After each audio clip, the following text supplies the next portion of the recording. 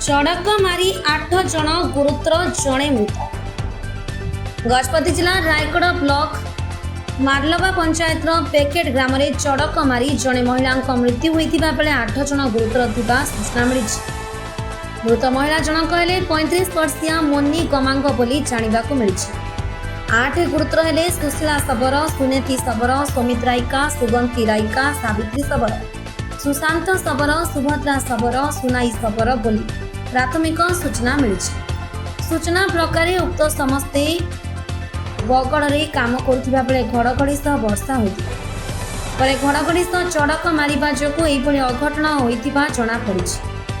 पर मार्लवा राजस्व निरीक्षक एवं रायगढ़ पूर्वतन समिति मफियल स्वाल सिंह आहत मानक उद्धार करी रायगढ़ गोष्ठी स्वास्थ्य केन्द्र पर पारलाखेमुंडी जिला मुख्य चिकित्सालय को पठाइथिबा सूचना रही।